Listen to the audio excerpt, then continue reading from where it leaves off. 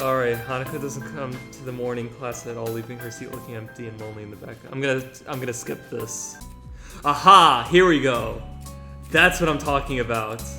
So now, because we're in this part, let's go for it. What am I doing here? Am I really just going to fold and let Emmy pull ahead? I speed up.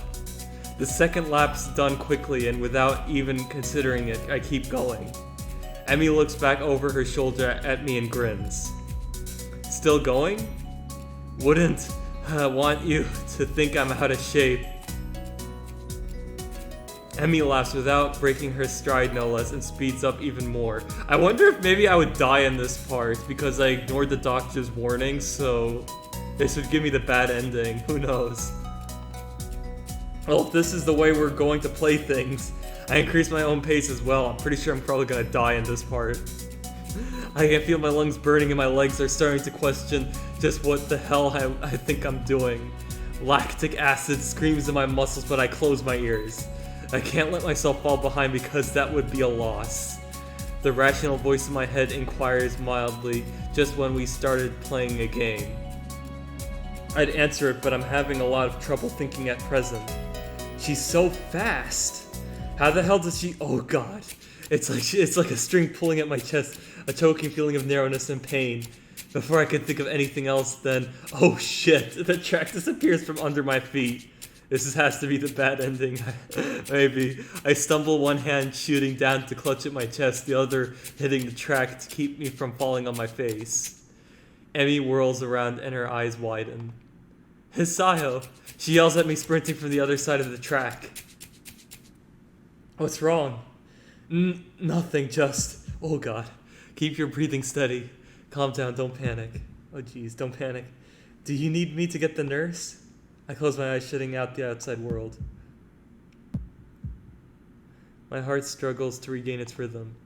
Slowly, the pain in my chest begins to subside. Oh, okay.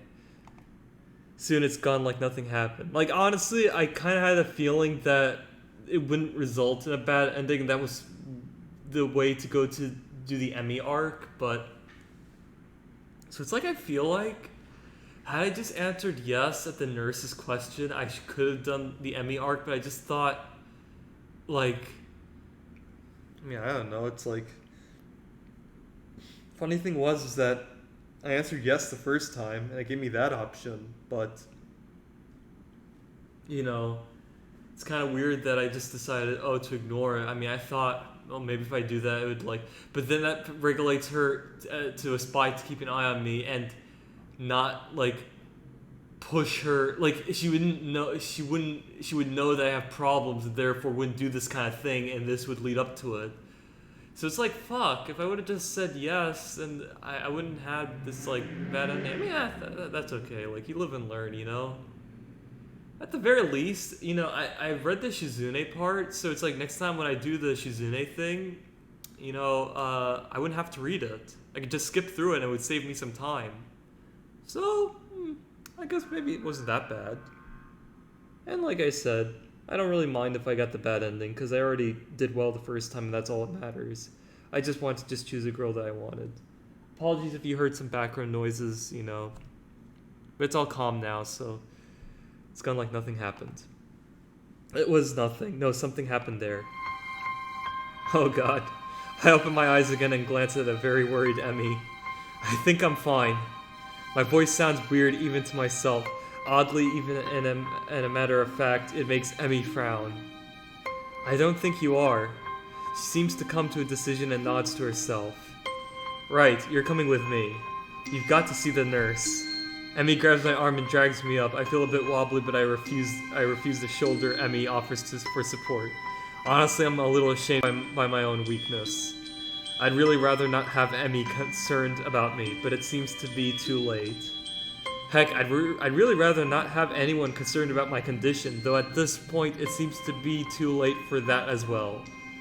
I like to be able to deal with the whole thing on my own, without being a bother to anyone else. Well, I'm wishing for things I'd rather not have this condition in the first place. Nurse! Emmy crashes into his office without knocking, but it doesn't alarm the nurse in the least. Good morning, Sunshine. What's up? Sunshine, anyways, he calmly sips from his coffee mug, but lays it down after following Emmy's gaze to me looming in the doorway. Hisaya, what brings you here? We were running, and he stumbles over and started grabbing at his chest, and easy there, Emmy, calm down. I'm sorry, I was looking at my phone to see the time, so I'm just gonna check the text history just so that we were running and he stumbled over and started grabbing at his chest, and I thought I'd come get you and make him wait there, but he said he was okay, but then I thought you should see him anyway, and yeah, easy there, Emmy, calm down. Okay, there we go. Got it. Hisaya, what happened? I don't know, we were running and then my chest started hurting like that time before, but it went away after a few seconds. It was just a flutter or something. The nurse frowns as if to say that just a flutter is some kind of oxymoron. I didn't mean quite this when I suggest to get some exercise. You've got to be more careful, Hisaya. I was being careful, come to think of it, I just got into a race with a member of the track team. Doesn't seem as well reasoned as I thought it would.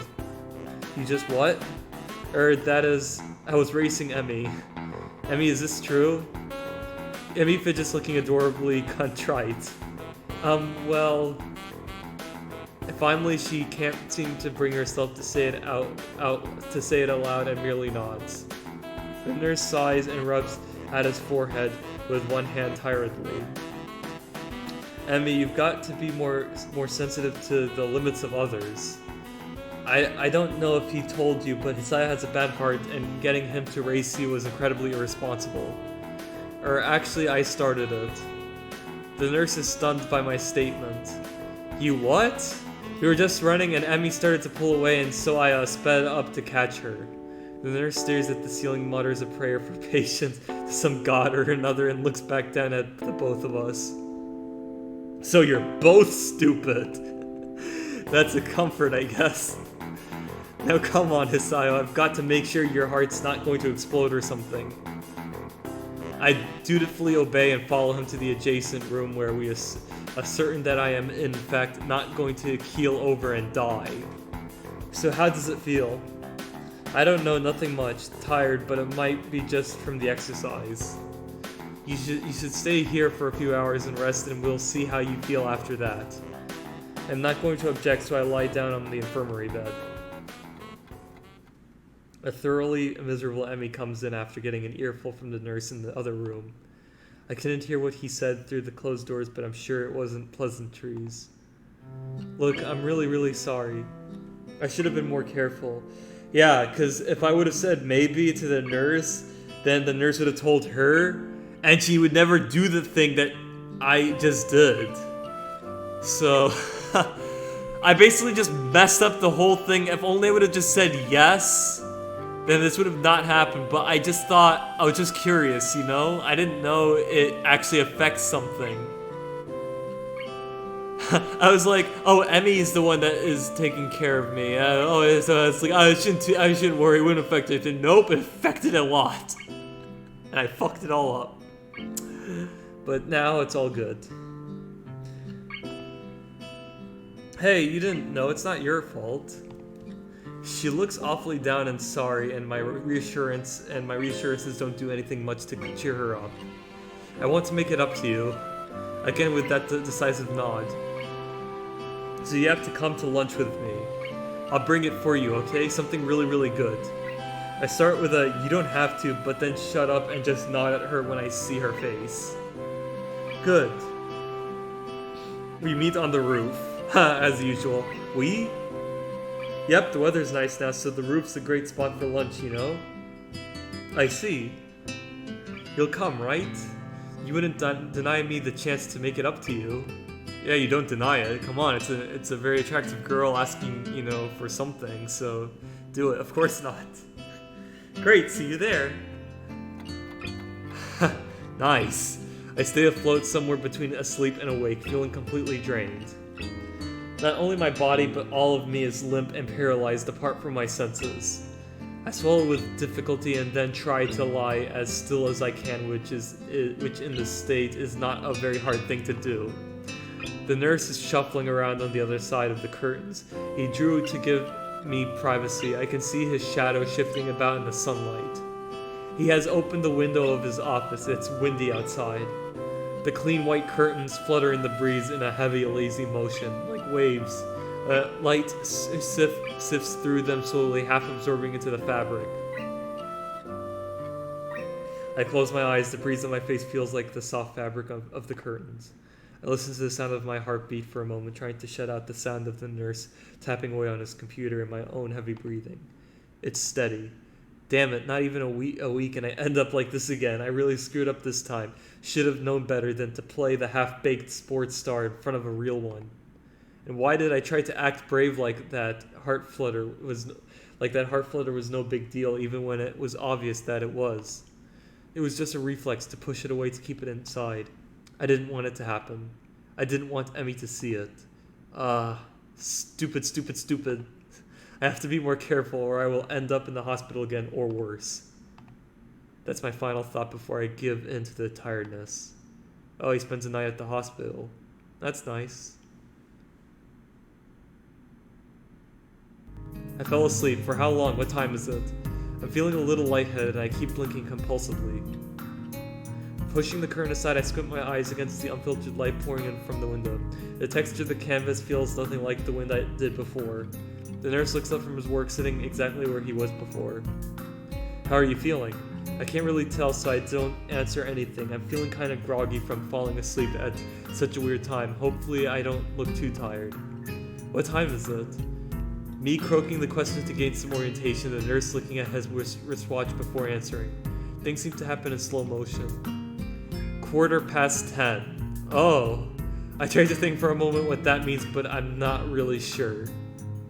You didn't answer my question, Hisayo. Oh, fine. Climb down from that bed then, and let's see how you are doing. I tried to do exactly that, only to sway dizzily when I move too fast. The nurse moves to support me by an arm and sighs. Stand up too quickly is what I was going to say. Just sit there, I'll check your pressure to make sure. My good intentions sure lasted for a long time. I shut up embarrassed with myself while the nurse gets busy with an old-fashioned contraption in my arm.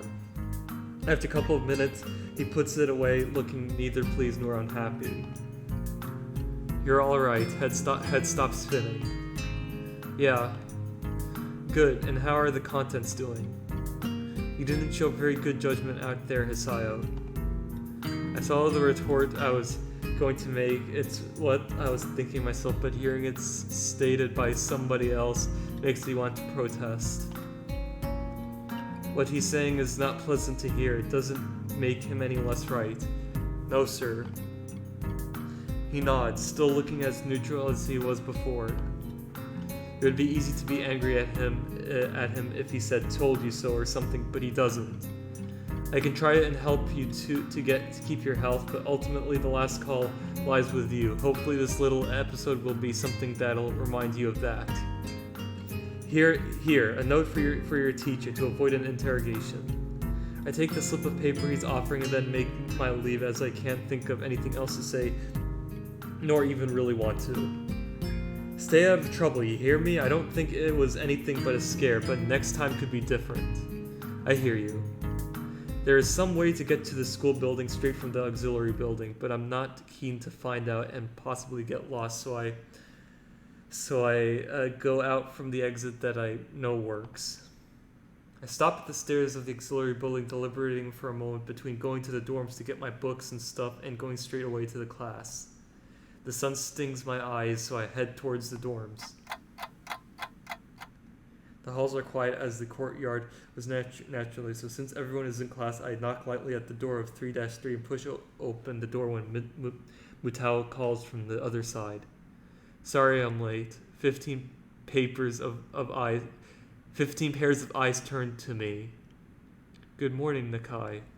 Mutao seems to be somewhat confounded by my coming in late, as if I interrupted his flow or something.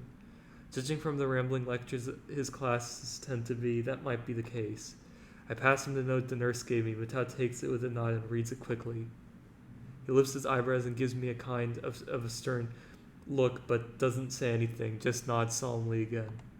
I shrug and he gestures at me to run along, so I naturally do. The class goes on lazily. I think I'm starting to get into the rhythm of the school. I've even stopped worrying about taking notes and being overtly attentive. The first days I was pretty high-strung in class.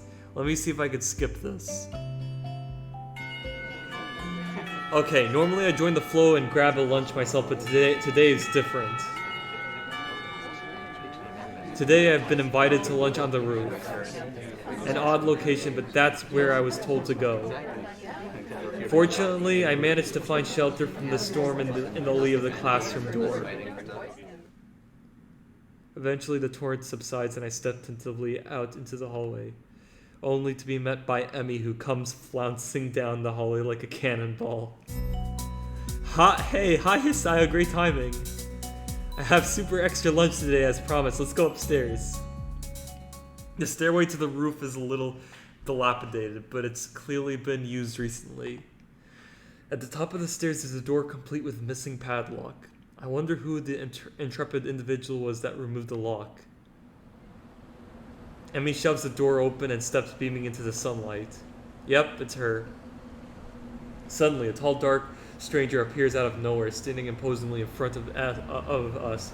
Emmy flinches back, almost falling back down the stairs. Eek, hello. Yipes, he scared me, Ren. Wait, is it she? Hello. Noticing that Ren is speaking to me, Emmy looks curiously at me. Let me see if I can skip this, because I know I've read this before. Okay, feeling utterly drained, I head to my room to read the books I borrowed. There's been enough action and excitement for one day already. The first is Alice's Adventures in Wonderland. I know the story, of course, but I've never actually read the original book. It's just as trippy as I remember the story to be, with the wacky characters and nonsense plot. I start thinking of myself as some kind of an Alice too, haplessly tumbling down the rabbit hole into this cripple wonderland. Okay, that's a rather strong expression. Still, the isolated location and the overt way the school accommodates to absolutely everything is unsettling. It is like another world. I wonder why I can't shake the feeling of being an outsider like Alice, despite most everyone being so hospitable and friendly with me. Turning another page, my mind starts drifting further away from the book. It's quiet. I can hear my heartbeat thumping against the fabric of my shirt. For some reason, it makes me feel really bad, like it has since that time in the forest with Iwanako, like I was locked in a cage with something nasty and scary. I put the book down for a while and stare at the ceiling, taking my time to shake off the feeling. 200 pages later, I fall asleep.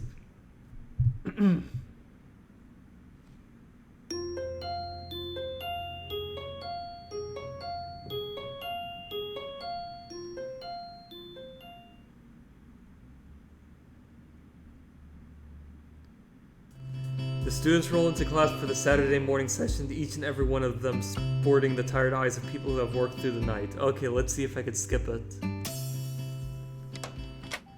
Matao stands in the hallway, scratching his head as he works out what he is trying to say. Not knowing what's going on, I wait silently. I heard from the school's head nurse that you had an incident the other day. So it's about that. Well, kind of, but it's not anything to be worried about. Yes, it is. Anything that can endanger your health is something to be worried about. We try our best here to prepare you for life here. Part of that involves knowing your limits and how to work around them. It would be remiss of me if I didn't speak up about this. Alright, I get it. I'm sorry. Matao closes his eyes in frustration, and I realize that this probably wasn't the best thing to say. Something tells me that you're not sorry. Pretend as much as you want, but this isn't a normal school. A lot of people have put in a lot of time, effort, and money to make sure that you and every other student here can have the same level of education as your peers. For you to abuse that by throwing out advice, especially medical advice, is plain selfish. I'm not quite sure if this is actually how he feels, or if it is some act that he's practiced many times to guilt-trip students into doing the right thing. Either way, it's working. I understand. This is all new to me, and I apologize. I know my limits now, and I'll be sticking to them. Matao appears to lighten up a little, satisfied that his message has been received. So then, on to my next question. How are you finding your studies? I understand you were laid up for a while. We're not too far ahead, are we? I don't really think so. I tried to keep up when I was in the hospital, so it hasn't been too hard. Matao taps his chin and raises an eyebrow as he absorbs this information. Is that so? I suppose there are still students out there who realize the importance of learning. I wouldn't go that far. I was only trying to keep myself occupied in my little life support prison. Well, yeah, you've got to keep up with these things, right? That's exactly it. One wrong move in this world and you're left behind, right? Right. Wouldn't want that to happen. No, you wouldn't. Every week there's a new scientific discovery. Most of them mean nothing to a layperson, but any one of them could be the key to the next big thing. I'll keep that in mind. It's obvious that Mutao's serious talk is over and he's gone back to his standard, slightly scatterbrained approach to life. I think in hindsight that I prefer him this way. He's slightly more predictable in his unpredictability. Well then, I think that's all I really had to say. Let's get back inside, shall we? My relief at that suggestion is insurmountable. Yeah. Sure, you're the boss, right?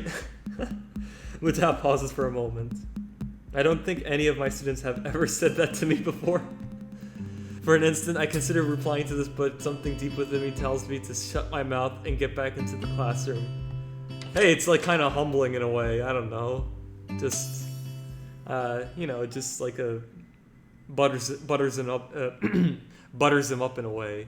I don't know why I stuttered a bit. Sorry. I need to drink something, so that's kind of why I'm like this. A few students jump at the sound of the door, rapidly trying to pretend that they are working on the questions on the board. Some don't even bother, their heads slumped on the desk as they nap. Thankfully, it would appear that Matao does not even notice them. He returns to his desk and retrieves a scientific journal from one of the drawers. I guess I got to him there. The class returns to the near silence that Matao and I left it in before our chat. Mixed feelings of tiredness and anticipation buzz around the room. Everyone here is either waiting for a chance to rest or the chance to get their last-minute preparations underway. The clock on the wall slowly ticks the remaining class time away until finally the bells cry out, ending the torment. Let me see if I can skip this. After about 10 minutes of restlessly shuffling in her seat and trying to read, Hanako closes her book and leaves too. As should I, since the assignment is all but finished and there is nothing else to do in the classroom. Not that I have anything to do anywhere else either. The school is a beehive of activity, but nobody pays me any heed. I saunter past classrooms filled with students frantically doing this and that, buzzing around like little worker bees. You wouldn't guess the school day is over. It's a bit quieter outside, but not by much. People zip by left and right, hurrying as quickly as they can, busy and energetic. I feel the opposite. The midday sun seems to be draining all the spirit out of my body, making it feel limp all over. Warm, soft air flows inside my shirt, feeling like a cushion. I yawn lazily, thinking about what I do. I'll drop off my books at the dorm first, and then something I haven't decided yet. Excuse me. Maybe Kenji's in his room. On the way to the dorms, I spot Emmy coming my way, running despite not having those weird running prosthetics on. I wave at her and she skids to a stop. Yo, Hisayo! Spatters of white and green paint adorn her nose and chin respectively, but her smile is wide as it seems it always is. She leans closer to me, amplifying the feeling she is examining me. What you doing? Nothing really. I don't have anything to do for the festival, and everyone else seems to be doing something important. That's perfect. Then you can help me and Rin with the festival preparations. I'm not sure if I would be of much help. That's fine. I'm not much help either. Emmy grabs my wrist and starts dragging me back inside the school quite forcefully. Even her walking speed is more like jogging, making me stumble over myself simply trying to keep up. The stairs slow Emmy down a little bit. Maybe it's hard to climb with her legs, or maybe she's finally run out of breath. We go all the way back to the 3rd floor and to the seniors hallway, ending up where I left 5 minutes ago. I could just as well have stayed here waiting for Emmy had I known. So is Rin working on that mural still? That's right, she needs all kinds of paints and brushes and stuff, so I went to get them from the art classroom. And you need me to help with that? Well, Rin told me you had already helped her, so I thought you wouldn't mind. I see. So thanks to Emmy's flaky logic, here I am again collecting stuff from the art classroom for other people. The room is empty apart from ourselves and the lonely specks of dust floating in the air. Emmy skips straight away to the back wall, digging out a tiny crumpled piece of paper from her pocket. While she tries to make sense of the scrawled handwriting, I take a closer look at the materials lying around here. Dozens of paint cans and bottles are arranged on the shelves in a most unorganized fashion. Some look like they have been left there for several decades, relics of previous art club generations.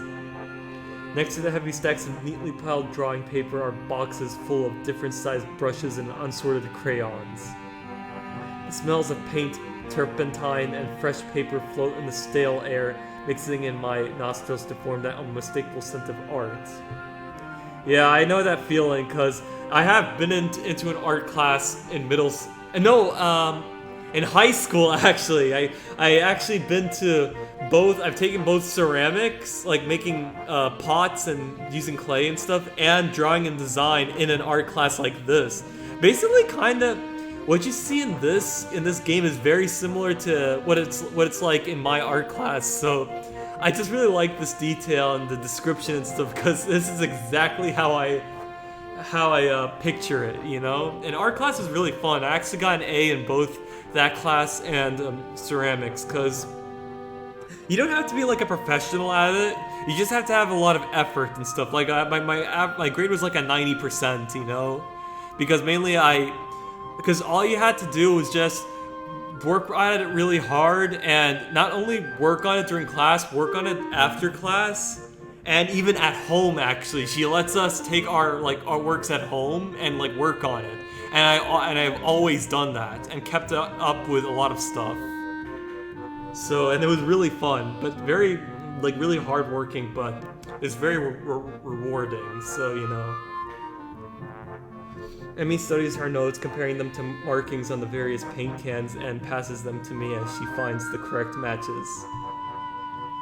She stretches her neck to look in the topmost shelf, but it's not quite enough. Her eye level stays below the shelf no matter what she does. Emmy gives up and just looks up to the shelf longingly, like a child at a toy store, huffing in annoyance. After a moment of building anger, she starts jumping up and down, apparently trying to speed read the labels during the fraction of a second she can see them, and catch what she can. It's no surprise that she fails miserably and almost manages to bring the entire shelf crashing down. Now I see why me lending a hand here would be useful. Come on, let me do that. You can't jump high enough, and I don't want you to hurt yourself trying. Also, I'm like twice your height. You are not. She turns around, flaring scorn, flushed cheeks and all. Just kidding, just kidding. Anyway, I'll look up there, okay? She glares at me one more time, but can't come up with a retort. With a grudging humph, turns her back to me. So I begin scrounging around the top shelf for paint, while below Emmy crouches to scavenge what she can from the cupboards. I shake my head a little after, double checking to ensure she can't see me do so. Emmy having a complex about her height was a surprise. I wouldn't have joked about it otherwise. She seems easygoing, but I guess everyone has their weak spots. Only after we have almost all the items collected and spread out on a desk like a treasure hunter's spoils do I realize that it wasn't necessarily the height jab that got her riled up. She might not like to be told that she can't do something like jump. But Emmy herself seems to have forgotten all about it already. Quick to anger, quick to forgive. Is she that type of person? At least she doesn't seem to have taken anything to heart, as she chatters away happily while we pick up the rest of the items and then make our way back to Rin. I chivalrously carry the bulk of the materials as we make our way towards the dormitories. I apologize if I didn't pronounce it right. Rin is really stressed about getting her painting done. It's her own fault though. She should have started earlier. Is she going to make it? No idea. Looks good to me, but with Rin, you never know what's going on.